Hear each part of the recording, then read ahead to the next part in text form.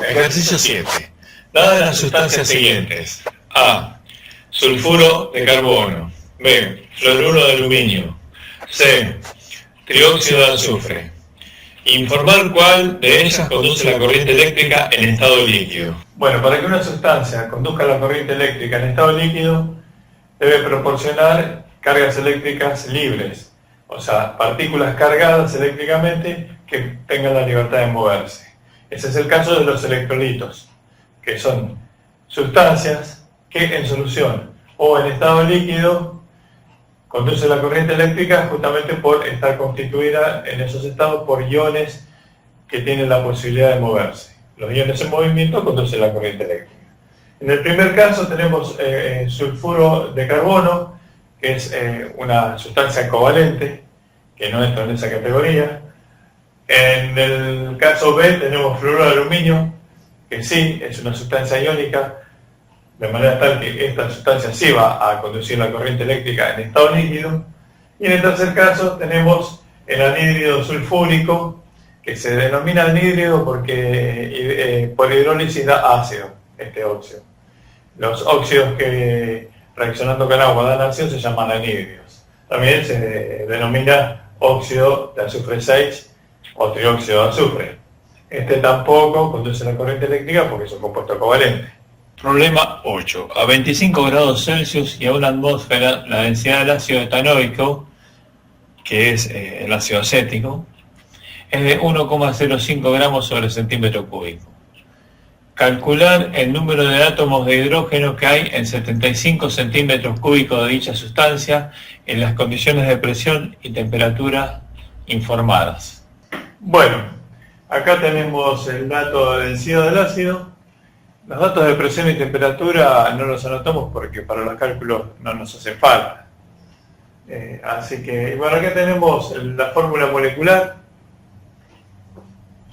Sacamos la masa molar. Ahora vamos a ver por qué la necesitamos. Con números redondos. La masa molar del carbono es 12 gramos, así que tenemos 2 por 12, nos da 24 gramos. La de hidrógeno es 1, 4 por 1, 4 gramos. La del oxígeno es 16, 2 por 16, 32 gramos, ¿no? Bueno, sumando tenemos 60 gramos. Esta es la masa molar en números redondos del ácido acético. Bueno, lo he resuelto primero acá, en una sola línea, para que vean cómo se hace, pero para los que todavía les puede llegar a costar trabajar así en una sola línea, lo vamos a hacer paso a paso, abajo también. Bueno, vamos manejando relaciones, razones. Arrancamos con lo que tenemos, que es 75 centímetros cúbicos de ácido, a razón de 1,05 gramos de ácido por cada centímetro cúbico de ácido, que es lo que está, este dato está dado por la densidad. Bueno, acá centímetros cúbicos de ácido con centímetros cúbicos de ácido se simplifican, nos quedan gramos de ácido. A su vez, tenemos 4 moles de átomos de hidrógeno cada 60 gramos de ácido. Cada molécula tiene 60 gramos, mejor dicho, cada mol de moléculas tiene 60 gramos, y en cada mol de moléculas de ácido hay 4 moles de átomo de hidrógeno. Así que tenemos a razón de 4 moles de átomos de hidrógeno cada 60 gramos de ácido. Así que gramos de ácido con gramos de ácido se nos va. Y ahora tenemos a razón, como estamos hablando de moles de átomos de ácido, si tuviésemos que obtener la respuesta en moles, bueno, la cuenta terminaría acá.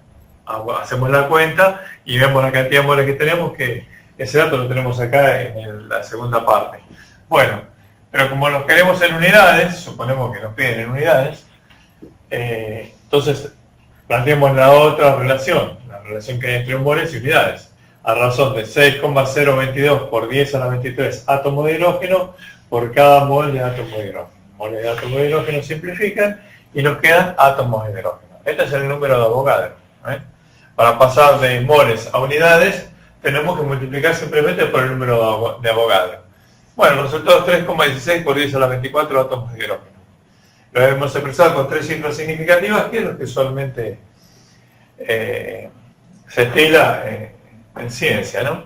Bueno, si nos llegaron a pedir una determinada cantidad de cifras significativas, bueno, respetamos lo que nos piden. Bueno, acá lo he resuelto paso a paso, aplicando la regla de 3 simples de manera explícita. Veamos. Tenemos 75 centímetros cúbicos de ácido, entonces planteamos cuántos gramos vamos a tener en esos 75 centímetros cúbicos. Tenemos 1 centímetro cúbico de ácido, 1,05 gramos de ácido. 75 centímetros cúbicos de ácido es X. Bueno, así que nos queda que X es igual a esto por esto dividido esto. X es igual 75 centímetros cúbicos de ácido por 1,05 gramos de ácido sobre 1 centímetro cúbico de ácido. Se simplifican centímetros cúbicos de ácido y nos quedan 78,75 gramos de ácido. Bueno, así que también acá podríamos usar, despejar de la fórmula de densidad, la masa. Masa, densidad por volumen y sacamos la cuenta también. Bueno, luego, si en 60 gramos de ácido tenemos 4 moles de átomos de hidrógeno, en 78,75 gramos de ácido vamos a tener X. También, X es esto por esto dividido de esto, para no hacerlo tan largo, no lo menciono, lo presentamos acá, y esta cuenta nos da 5,25 moles de átomos de hidrógeno. Y bueno, ahora simplemente para pasar de moles a unidades tenemos que multiplicar por el número de Avogadro. Cantidad de átomos de hidrógeno es la cantidad de moles multiplicado por el número de Avogadro y llegamos al mismo resultado, 3,16 por 10 a la 24. Problema 9. A 130 grados Celsius y una atmósfera, la densidad del ácido benzoico es 1,075 gramos sobre centímetro cúbico. Calcular el volumen que ocupan 8,30 moles de ácido benzoico en dichas condiciones, expresado en decímetros cúbicos. Bueno, tenemos el dato de densidad, 1,075 gramos sobre centímetro cúbico. Aquí tenemos la fórmula molecular, multiplicando la masa molar de cada uno de los elementos por su atomicidad. Llegamos a que la masa molar es 122 gramos, siempre en números redondos.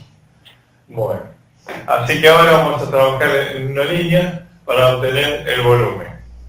La cantidad es 8,3 moles. Acá no hace falta poner el cero porque estos números los estamos usando para hacer los cálculos. La cantidad de cifras significativas se respetan siempre al mostrar resultados. Pero cuando uno hace cálculos, los ceros que no aportan al cálculo no hace falta escribirlos, y en los resultados intermedios puede usar todas las cifras que quiera para minimizar el error cometido. Bueno, así que acá, trabajando en una línea, tenemos 8,3 moles a razón de 122 gramos por mol, que es la masa molar. Bueno, o sea que acá ya tenemos la masa. Esto a razón de 1 centímetro cúbico por cada 1,075 gramos, o sea, a partir de la masa acá obtenemos el volumen, y solamente falta pasar el volumen que lo tenemos en centímetros cúbicos a decímetros cúbicos, a razón de 1 decímetro cúbico cada 1000 centímetros cúbicos. 1000 lo expresé como 10 a la 3 acá. Así que centímetros cúbicos simplifica, y bueno, esta cuenta da 0,942 decímetros cúbicos. Acá tenemos la conversión de decímetros cúbicos a centímetros cúbicos. La diferencia es 3 órdenes de magnitud porque son unidades de volumen. Estamos saltando de una unidad a la siguiente. Para ir de decímetros cúbicos a centímetros cúbicos tenemos que multiplicar por 1000, es decir, por 10 a la 3. Y para ir de centímetros cúbicos a decímetros cúbicos tenemos que multiplicar por 10 a la menos 3, que equivale a dividir por 1000. Bueno, en decímetros cúbicos es igual que litros. Bueno, acá lo he hecho con regla de 3 simple explícita. Un mol 122 gramos, 8,3 moles X. Bueno, hacemos la cuenta y obtenemos 1012,6 gramos.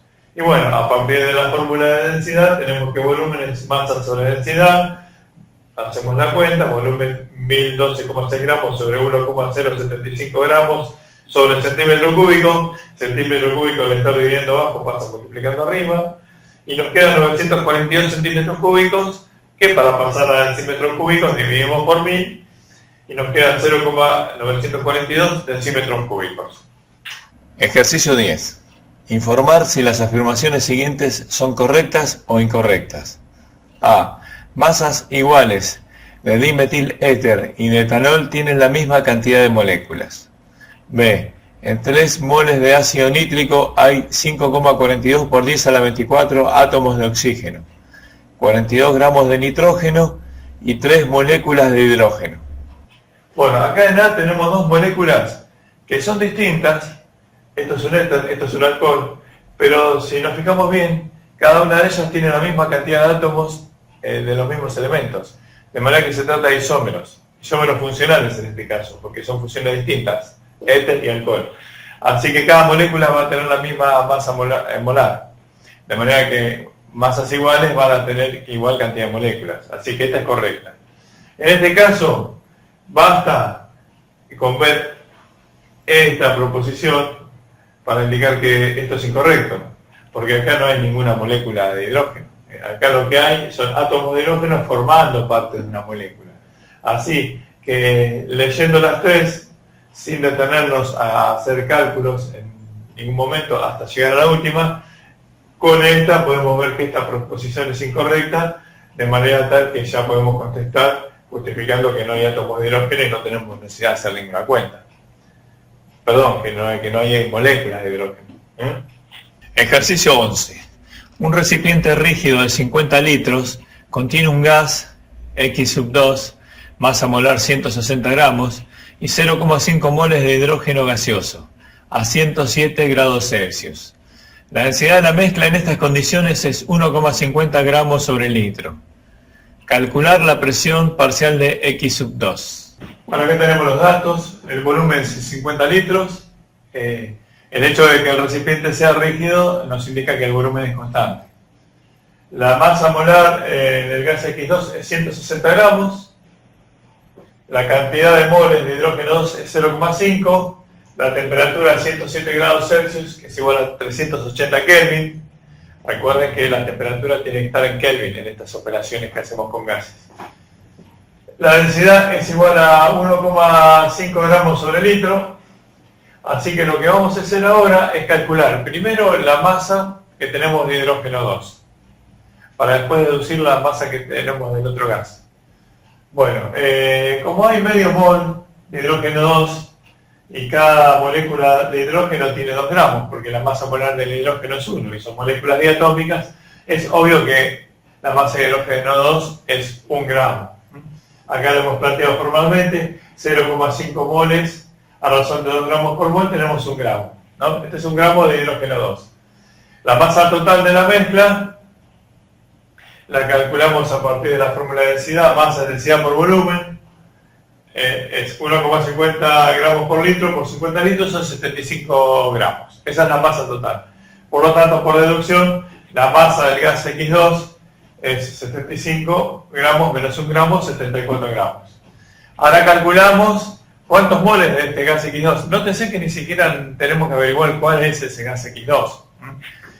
Lo estamos haciendo de la manera en la que podamos prescindir de la mayor cantidad de averiguaciones posibles. Bueno, los moles de X2 es la masa de X2 sobre la masa molar de X2. 74 gramos sobre 164 gramos sobre mol que está dividiendo acá, pasa multiplicando acá, por lo tanto el resultado está en moles. Tenemos 0,4625 moles de X2. Bueno, y ahora usando la fórmula universal, la ecuación universal de los gases ideales, que es presión igual a... En general se presenta en una sola línea, el volumen se lo pone acá y es presión por volumen igual a N, que es el número de moles, por R, que es la constante universal de los gases, por T, que es temperatura absoluta, en Kelvin. Nosotros ya hemos despejado la presión para directamente poder reemplazar y hacer la cuenta. La presión parcial de X2 es igual a los moles de X2 por la constante universal de los gases por la temperatura absoluta sobre el volumen. Nótese que acá no hay que sacar la presión total y después ver, según la fracción molar de cada gas, qué presión parcial ejerce cada uno, porque acá directamente podemos calcular la presión que con ese volumen y esa cantidad de moles y a esa temperatura ejerce ese gas. La presión total será la suma de todas las presiones parciales. Acá no hace falta calcular la presión total. Podemos calcular la presión parcial directamente como si ese gas estuviese solo. Bueno, la presión de X2 es 0,4625 moles, la cantidad de moles de X2, por R, que es 0,0821 litros atmósfera mol Kelvin vivienda, ¿no? Por la temperatura absoluta, que es 380 Kelvin, dividido el volumen, que es 50 litros. Bueno, todo lo que no tiene que ver con el resultado se va a simplificar, obviamente, y nos va a quedar solamente atmósfera sin simplificar, lo que indica que esta cuenta es coherente porque estamos calculando presión. Y el resultado es 0,289 atmósferas. Problema 12. Dadas las afirmaciones siguientes. A volumen y cantidad de gas constantes, el número de choques por unidad de tiempo de un gas contra las paredes del recipiente que las contiene aumenta en forma directamente proporcional a la temperatura absoluta de dicho gas. B. A cantidad de gas y volumen constantes, la presión es inversamente proporcional a la temperatura absoluta. Informar cuál de ellas es incorrecta, justificando al dorso por qué lo es. La primera afirmación dice que para volumen y cantidad de gas constantes, el número de choques de las moléculas de gas contra la pared del recipiente aumenta de manera directamente proporcional con la temperatura. Siempre acá hablamos de temperatura absoluta. Bueno, esto es verdad, pero hay que hacer una aclaración. Es verdad la media. En realidad la relación proporcional es con el cuadrado, con la raíz cuadrada de la temperatura. Pero bueno, suponemos que acá quieren que manejemos más que nada una idea general. Así que a mayor temperatura, mayor energía cinética de las partículas, porque recordemos que la temperatura es un indicador de la energía cinética de las partículas. A mayor energía cinética, mayor velocidad de las partículas y por lo tanto va a ser mayor la frecuencia de los choques con las paredes del recipiente, porque al tener que recorrer las mismas distancias y hacerlo a mayor velocidad, la frecuencia de los choques va a aumentar. Bueno, acá puse más precisamente la frecuencia de los choques va a ser proporcional a la raíz cuadrada de la temperatura. Bueno, suponemos que no quieren que vayamos con tanto detalle. Bueno, acá también en las mismas condiciones, para una cantidad de gas constante y volumen constante, vamos a tener lo siguiente. Primero, analizamos la ecuación que utilizamos cuando la cantidad de gas es constante. La relación entre presión, volumen y temperatura permanece constante en estos casos, siempre hablando de gases ideales. Bueno, si a su vez el volumen es constante, este volumen acá no le falta ponerlo en la ecuación, porque yo podría pasarlo dividiendo acá y una constante sobre otra constante es otra constante. Entonces, para volumen constante se maneja esta relación, presión sobre temperatura es constante. De manera que, despejando, presión es igual a constante por temperatura. Vemos que acá la proporcionalidad es directa y no es inversa. Por eso hemos puesto que es incorrecta. Esta sería la forma de justificarlo mediante la ecuación y la forma de justificarlo conceptualmente es muy parecida a la que utilizamos en el punto A, ya que la presión depende tanto de la frecuencia de impacto de las partículas sobre las paredes del recipiente como de la energía cinética de esas partículas. Y esto a su vez es directamente proporcional a la temperatura del gas.